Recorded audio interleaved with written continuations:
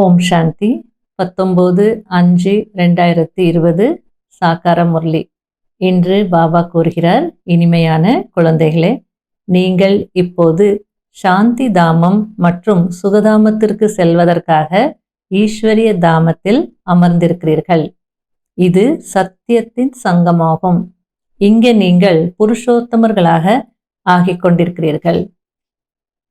கேள்வி: குழந்தைகளாகிய நீங்கள் தந்தையை விட உயர்ந்தவர்கள், தாழ்ந்தவர்கள் அல்ல. எப்படி? பதில்: பாபா கூறுகிறார், குழந்தைகளே, நான் உலகத்திற்கு எஜமானனாக ஆகுவதில்லை, உங்களை உலகத்திற்கு எஜமானர்களாக ஆக்குகிறேன். அதே நேரத்தில் பிரம்மாண்டத்திற்கும் எஜமானர்களாக ஆக்குகிறேன். உயர்ந்ததிலும் உயர்ந்த தந்தையாகிய நான் குழந்தைகளாகிய உங்களுக்கு நமஸ்காரம் செய்கிறேன். ஆகையால் நீங்கள் என்னை விடவும் உயர்ந்தவர்கள். நான் எஜமானர்களாகிய உங்களுக்கு சலாம் செய்கிறேன். பிறகு நீங்கள் அப்படி மாற்றக்கூடிய தந்தைக்கு சலாம் செய்கிறீர்கள். அடுத்தது முரளியில் பாபா கூறுகிறார், இனிமேலும் இனிமையான ஆன்மீக குழந்தைகளுக்கு நமஸ்காரம். பாபா நமஸ்காரம் சொல்லும் போது நாம் என்ன செய்யணும்? பாபா நமஸ்காரம் என்று சொல்லணும். ஏனென்றால் பாபா நம்மை பிரம்மாண்டத்திற்கு எஜமானர்களாக ஆக்குகிறார் மற்றும் உலகத்திற்கே எஜமானர்களாக ஆக்குகிறார் என்று குழந்தைகளுக்கு தெரியும். பாபா வெறும் பிரம்மாண்டத்திற்கு மட்டும் எஜமானராக இருக்கிறார், உலகத்திற்கு எஜமானராக ஆகுவதில்லை. ஆனால் குழந்தைகளை பிரம்மாண்டம் மற்றும் உலகம் இரண்டிற்கும் எஜமானர்கள் ஆக்குகிறார். இப்போ சொல்லுங்க, யார் பெரியவங்க? குழந்தைகள் தான் பெரியவங்க இல்லையா? ஆகையால் பாபா நமஸ்தே செய்கிறார். பிறகு குழந்தைகள், பாபா நீங்கள்தான் எங்களை பிரம்மாண்டம் மற்றும் உலகத்திற்கு எஜமானர்களாக ஆக்குகிறீர்கள், ஆகையால் உங்களுக்கும் நமஸ்தே என்று ரெஸ்பாண்ட் கொடுக்கிறார்கள். முஸ்லிம்ஸ் விஷ் பண்ணும்போது மாலைக்கம் சலாம் என்று சொல்லுவாங்க. அதுக்கு ரெஸ்பாண்ட் பண்ணுறவங்க என்ன பண்ணணும் அப்படின்னா சலாம் மாலைக்கம் அப்படின்னு சொல்லுவாங்க. அதுபோல் பாபா சொல்கிறார், நானும் வணக்கம் சொல்கிறேன், நீங்களும் எனக்கு வணக்கம் சொல்கிறீங்க. எந்த குழந்தைகளுக்கு நிச்சயம் இருக்கிறதோ அந்த குழந்தைகள் குஷியில் இருப்பாங்க. நிச்சயம் இல்லாமல் இங்கே யாரும் வர முடியாது. நாம் எந்த மனித குருவிடமும் வரவில்லை என்று இங்கே வரக்கூடியவர்களுக்கு தெரியும்.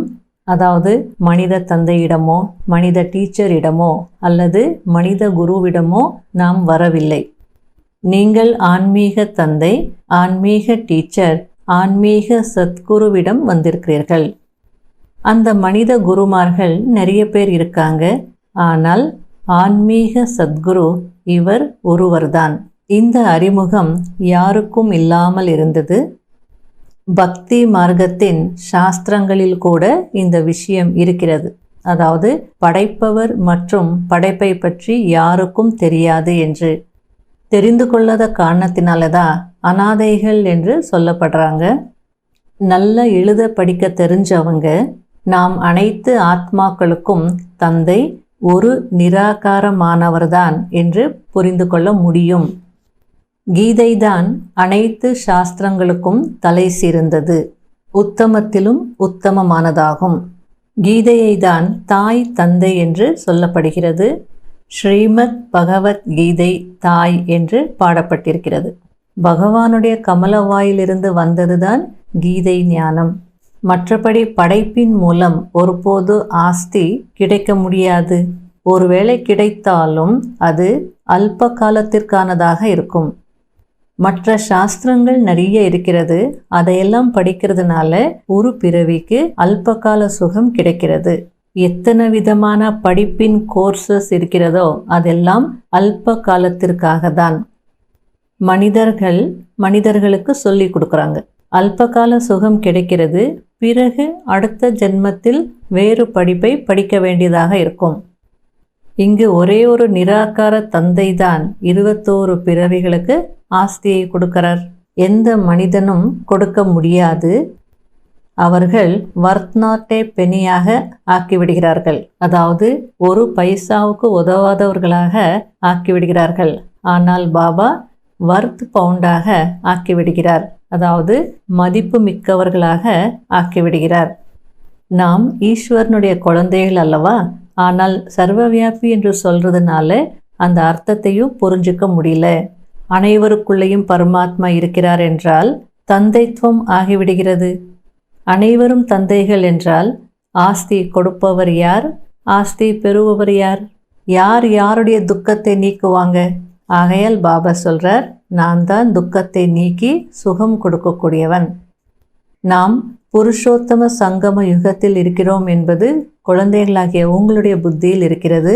பாபா நம்மை புருஷோத்தமர்களாக மாற்றுவதற்காக வந்திருக்கிறார். எப்படி லா படிப்பாங்க, மெடிசன் படிப்பாங்க, அதன் மூலமாக பதவி அடைவாங்க. இங்கே நீங்கள் சத்தியத்தின் சங்கத்தில் அமர்ந்திருக்கிறீர்கள். இதன் மூலம் சுகதாமத்திற்கு செல்வீர்கள். உண்மையான தாமம் 2 இருக்கிறது.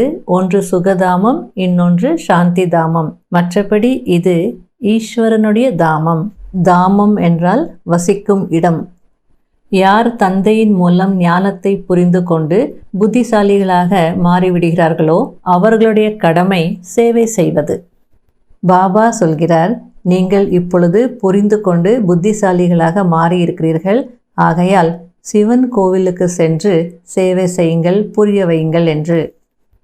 இவர் மீது பழம், பூ, வெண்ணெய், நெய், எருக்கம்பூ, ரோஜா மலர்கள் என்று விதவிதமாக ஏன் பூஜை செய்கிறார்கள் என்று புரிய வையுங்கள். கிருஷ்ணர் கோவிலில் எருக்கம்பூவால் பூஜை செய்வதில்லை. அங்கு மிகவும் நல்ல நல்ல நறுமணம் உள்ள மலர்களால் பூஜை நடக்கிறது. ஆனால் சிவனுக்கு எருக்கம்பூவாலையும் பூஜை நடக்கிறது, ரோஜா மலர்களாலேயும் பூஜை நடக்கிறது என்று இதனுடைய அர்த்தத்தை புரிய வையுங்கள். ஏனென்றால் யாருக்கும் இதனுடைய அர்த்தம் தெரியாது. உங்களுக்கு பகவான் படிப்பிக்கிறார். எந்த மனிதரையும் ஒருபோதும் பகவான் என்று சொல்ல முடியாது. லக்ஷ்மி நாராயணரையும் பகவான் என்று சொல்ல முடியாது. அவர்களை தேவி தேவதைகள் என்று சொல்லப்படுகிறது. பிரம்மா விஷ்ணு சங்கரரையும் தேவதைகள் என்று சொல்லுவாங்க. பகவான் ஒருவர்தான். அவர்தான் அனைத்து ஆத்மாக்களுக்கும் தந்தை. அனைவரும் ஹே பரம்பிதா பரமாத்மா என்று சொல்கிறார்கள். அவருடைய உண்மையிலும் உண்மையான பெயர் சிவன். மேலும் குழந்தைகளாகிய நீங்கள் சாலிகிராமங்கள். ஆத்மாக்களை சாலிகிராமம் என்று சொல்லப்படுகிறது. பரமாத்மாவை சிவன் என்று சொல்வார்கள். பிரம்மா கமலவாயின் மூலம் குழந்தைகளாகிய நீங்கள் பிறந்திருக்கிறீங்க. ஆகையால் நீங்கள் பிராமண பிராமணிகள் என்று சொல்லப்படுகிறீர்கள். பிரம்மா திருவாய் மூலம் பிறந்தவர்கள் என்றால் தத்து எடுக்கப்பட்டவர்கள். எப்படி குரு ஃபாலோயர்ஸை தத்து எடுத்தால் அவர்களை சீடர்கள் என்று சொல்லுவார்கள், அதுபோல பிரஜாபிதா பிரம்மா மூலம் பாபா உங்களை தத்து எடுத்திருக்கிறார். பிரஜாபிதா பிரம்மா முழு உலகத்திற்கும் தந்தையாகிவிட்டார். ஆகையால் அவரை கிரேட் கிரேட் கிராண்ட் ஃபாதர் என்று சொல்வார்கள். பாபா சொல்கிறார், நான் இந்த வயதான சரீரத்தில் பிரவேசம் செய்து உங்களுக்கு ராஜ யோகத்தை சொல்லிக் கொடுக்கிறேன். மனிதர்களை தேவதைகளாக்குவது எந்த மனிதனுடைய காரியமும் இல்லை. தேவி தேவதைகள் ராஜ்யத்தை எப்படி அடைந்தார்கள் என்று கூட மனிதர்களுக்கு தெரியாது. சத்தியுகத்தில் சதோ பிரதானமாக இருந்தவர்கள் இந்த நேரத்தில் கலியுகத்தில் தமோ பிரதானமாக இருக்கிறார்கள். இதற்கு கலியுகம் அல்லது நரகம் என்று சொல்லப்படுகிறது. புதிய உலகத்திற்கு சொர்க்கம் அல்லது தூய்மையான உலகம் என்று சொல்லப்படுகிறது. பிறகு எப்படி தூய்மையற்றவர்களாக ஆனார்கள் என்று யாருக்கும் தெரியாது. பாரதத்தில் 84 பிறவிகள் பற்றி தெரிந்த ஒரு மனிதனும் கிடையாது. மேக்சிமம் மனிதர்கள் 84 பிறவிகள் எடுக்கிறார்கள். மினிமம் ஒரு பிறவி எடுக்கிறார்கள். பாரதத்தை அழியாத கண்டம் என்று ஏற்றுக்கொள்வார்கள். ஏனென்றால் இங்குதான் சிவ் பாபா அவதரிக்கிறார். ஆகையால் பாரத கண்டம் ஒருபோதும் அழிந்து போக முடியாது. மற்ற அநேக கண்டங்கள் அழிந்து போகும். இந்த நேரத்தில் ஆதி சனாதன தேவி தேவதா தர்மம் மறைந்து போயிருக்கிறது. யாரும் தன்னை தேவதைகள் என்று சொல்லிக் கொள்வதில்லை. ஏனென்றால் தேவதைகள் சத்தோ பிரதானமானவர்கள், தூய்மையானவர்கள். இப்பொழுது அனைவரும் தூய்மையற்றவராக பூஜாரிகளாக மாறியிருக்கிறார்கள். பாபா அமர்ந்து புரிய வைக்கிறார். பகவான் வாக்கு இருக்குதானே, பகவான் அனைவருக்கும் தந்தையாக இருக்கிறார். அவர் ஒரே ஒரு முறை பாரதத்தில் வருகிறார். எப்பொழுது வருகிறார்? புருஷோத்தம சங்கம யுகத்தில். இந்த சங்கம யுகத்திற்கு தான் புருஷோத்தம யுகம் என்று சொல்லப்படுகிறது. இது கலியுகத்தை சத்தியுகமாக, தூய்மையற்றவர்களை தூய்மையாக்கக்கூடிய சங்கம யுகம். நாம் நிர்வாண தாமத்தில் இருந்துட்டு இருந்தோம் என்று கூட மனிதர்களுக்கு தெரியாது. அங்கிருந்து நாம் நடிப்பதற்காக வந்திருக்கிறோம். இந்த எல்லையற்ற நாடகத்தில் நம்முடைய பார்ட்டை நடிக்கிறோம். இந்த நாடக சக்கரம் சுற்றி கொண்டே இருக்கும். இது ஒருபோதும் முடிவடையாது. இந்த நாடகத்தையும் தெரிந்து கொள்ள வேண்டும் தானே. மற்றபடி இந்த உலகம் முள்காடு. அனைத்து மனிதர்களும் துக்கத்தில் இருக்கிறார்கள். கலியுகத்திற்கு பிறகு சத்தியுகம் வரும். இப்பொழுது பாபா புரிய வைக்கிறார். நீங்கள்தான் பூஜைக்குரியவர்களாக இருந்தீர்கள், பிறகு நீங்கள்தான் பூஜாரிகளாகவும் தூய்மையற்றவர்களாகவும் மாறியிருக்கிறீர்கள் என்று.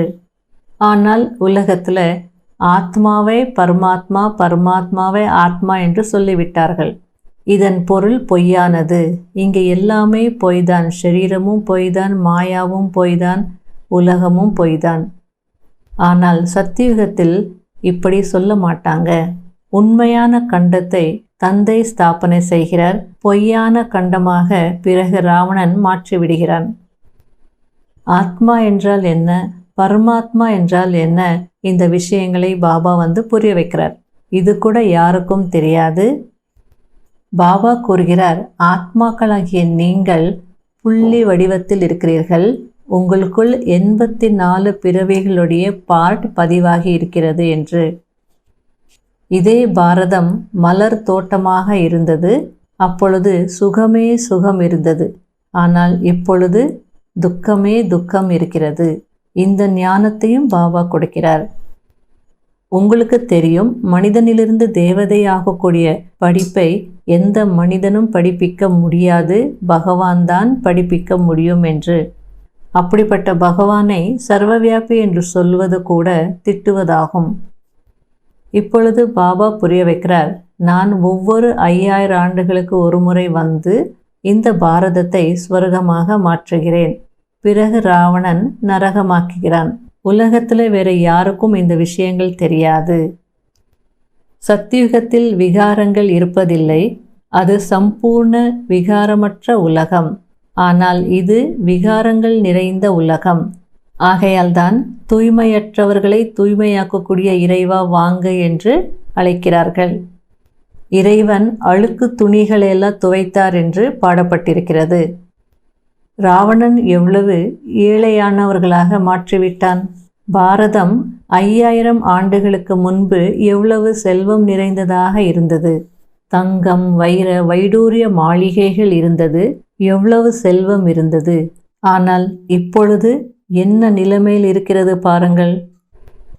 பாபாவை தவிர வேற யாரும் கிரீடம் அணிந்தவராக ஆக்க முடியாது. பாரதத்தை சிவபாபா ஸ்வர்கமாக்குகிறார் என்று இப்பொழுது நீங்கள் சொல்கிறீர்கள். பாபா கூறுகிறார், இப்பொழுது மரணம் எதிரில் நின்று கொண்டிருக்கிறது. நீங்கள் வானப்பிரஸ்திகளாக இருக்கிறீர்கள். இப்பொழுது திரும்பி போக வேண்டும். ஆகையால் தன்னை ஆத்மா என்று உணருங்கள். என்னை மட்டும் நினைவு செய்யுங்கள். அப்போது பாவங்கள் எரிந்து சாம்பல் ஆகிவிடும். கடைபிடிக்க வேண்டிய முக்கியமான சாராம்சம். முதல் பாயிண்ட், நாம் பிரம்மாவின் வாய் வம்சாவளி பிராமணர்கள். சுயம் பகவான் நம்மை மனிதனிலிருந்து தேவதையாக மாற்றுவதற்காக படிப்பை படிப்பித்து கொண்டிருக்கிறார். இந்த போதை மற்றும் குஷியில் இருக்க வேண்டும். புருஷோத்தம சங்கம யுகத்தில் புருஷோத்தமர்களாக ஆகுவதற்கான முயற்சி செய்ய வேண்டும். 2வது பாயிண்ட், இப்போது இது நம்முடைய வானப்பிரஸ்த நிலையாகும். மரணம் எதிரில் நிற்கிறது. திரும்பி வீட்டிற்கு செல்ல வேண்டும். ஆகையினால் பாபாவின் நினைவின் மூலம் அனைத்து பாவங்களையும் எரித்து சாம்பலாக்க வேண்டும். வரதானம், நான் ஆன்மீக பயணி. என்ற நினைவின் மூலம் விடுபட்டவராகவும் விலகியிருப்பவராகவும் பற்றற்றவராகவும் ஆகுங்கள். ஆன்மீக பயணிகள் சதா நினைவு யாத்திரையில் முன்னேறி கொண்டே இருப்பார்கள். இந்த பயணம் சதா சுகம் அளிக்கக்கூடியதாகும். யார் ஆன்மீக யாத்திரையில் ஈடுபட்டிருக்கிறார்களோ அவர்களுக்கு வேறு எந்த யாத்திரையும் செய்ய வேண்டிய அவசியம் இல்லை. இந்த யாத்திரையில் அனைத்து யாத்திரைகளும் அடங்கி இருக்கிறது. மனதாலும் அல்லது உடலாலும் அலைவது நின்று விடுகிறது. எனவே நாம் ஆன்மீக யாத்ரீகர்கள் என்ற நினைவு எப்பொழுதும் இருக்கட்டும். யாத்ரீகர்களுக்கு யார் மீதும் மோகம் இருக்காது. அவர்களுக்கு சகஜமாகவே விடுபட்டு விலகி மற்றும் பற்றற்றவர்களாக ஆகுவதற்கு வரதானம் கிடைத்து விடுகிறது. ஸ்லோகன்: எப்பொழுதும் ஆஹா பாபா, ஆஹா அதிருஷ்டம் மற்றும் ஆஹா இனிமையான குடும்பம் என்ற இதே பாடலை பாடிக்கொண்டே இருங்கள். ஓம் சாந்தி. இன்றைய முயற்சிக்கான பாயிண்ட்: நான் வரதானி மூர்த்தி, அதாவது நான் வரமளிக்கும் மூர்த்தி. தினமும் பாபா நம்மை எவ்வளோ வரதானங்களால் அலங்கரித்து கொண்டிருக்கிறார். அப்போ நம்முடைய வேலை என்ன? அதையெல்லாம் கடைப்பிடிச்சிட்டு மற்றவங்களுக்கும் கொடுக்கணும். பிறருக்கு கொடுக்கறதுக்காக நான் நிமித்தமாகி இருக்கிறேன் என்பதை உணரணும். இன்னைக்கு உலகத்தில் ஆசீர்வாதம் கொடுப்பாங்க அப்படின்னா சாது சன்னியாசிகள் மகான்கள் என்ன செய்வாங்க?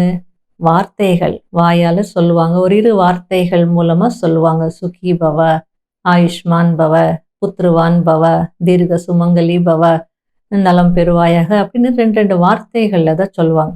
ஆனால் நாம் இப்போ என்ன செய்கிறோம்? வரதானி மூர்த்தி, வரமளிக்கும் மூர்த்தின்னா பாபா நம்மளை எப்படி உருவாக்கியிருக்கார் அப்படின்னா எண்ணம், சொல், செயல், உள்ளுணர்வு, பார்வையின் மூலமாக நம்ம வரங்களை கொடுக்கணும் என்று நமக்கு புரிய வைக்கிறார். அது செய்ய செய்ய நாம் வரதானி ஸ்வரூபமாகவே மாறிடுறோம். இப்போ உள்ளுணர்வின் மூலமாக நம்ம நல்ல சூழ்நிலையை உருவாக்குறோம். ஆகையால் பக்தர்கள் கூட கோயிலுக்கு போனால் அந்த சுகம் சாந்தி அடைகிறதுக்கு அங்கே கொஞ்சம் நேரம் உட்காந்துட்டு வருவாங்க. அதை அவங்க நியமமாகவே ஆக்கியிருக்காங்க. கோயிலுக்கு போனால் உட்காரணும், ஏன்னா அந்த ஒரு சூழ்நிலையில் இருக்கணும். அப்போ தான் சுகம் சாந்தி கிடைக்கும். காரணம் என்ன? நாம் அந்த மாதிரி ஒரு சூழ்நிலையை உள்ளுணர்வின் மூலமாக உருவாக்கி இருக்கிறோம். அவங்களுக்கு அந்த பாவனைக்கேற்ற பலன் கிடைக்கிறது. தரிசனம் பண்ணாலே போதும், அவங்க அவ்வளோ சந்தோஷம், திருப்தி அடைகிறாங்க. அந்த ஜட சிலைகள், அந்த ஜட சிலைகளில் கூட அந்த உயிரோட்டத்தை அவங்க அனுபவம் பண்ணுறாங்க. தன்னுடைய மனதினுடைய கஷ்டங்களை எல்லாம் சொல்லுவாங்க. காரணம் என்ன? இந்த கைகளால் அல்லது இந்த உடலால் அவ்வளோ நம்ம செய்திருக்கிறோம், சேவை செய்திருக்கிறோம் மற்றவங்களுக்காக, மற்றவங்க நல்லா இருக்கணுன்றதுக்காக. ஆகையால் அந்த இன்னைக்கும் பக்தர்கள் இது நாள் வரையிலும் அவங்க அனுபவம் பண்ணிகிட்ருக்காங்க. அதனால் அந்த கையை காட்டுறாங்க பாருங்க, எப்படி காட்டுறாங்க? அந்த செய்து சேவையை அந்த நம்முடைய தேவதைகளுடைய கையை வரமளிக்கும் கையாகவே காட்டிட்டாங்க. சாதாரண கையாகவே காட்டுறதில்லை. ஆகையால் இதை நம்ம உணரணும். நான் வரதானங்களுடைய களஞ்சியம், எனக்குள்ளே பாபா நிறைய நிரப்பிட்டுருக்கிறார். ஆகையால் நான் கொடுத்துக்கிட்டே இருக்கணும். என்னுடைய ஒவ்வொரு அடிலை ப்ராக்டிக்கலில் ஒவ்வொரு நாள் முழுவதும் எந்த காரியங்கள் செய்தாலோ என்னுடைய வரதான ஸ்வரூபம் எனக்கு நினைவிருக்கணும். யார் என்னிடம் வந்தாலோ அந்த வரதானுடைய ஸ்வரூபம் அல்லது வரமளிக்கும் ஸ்வரூபத்தை நான் இமர்ஜ் செய்யணும்.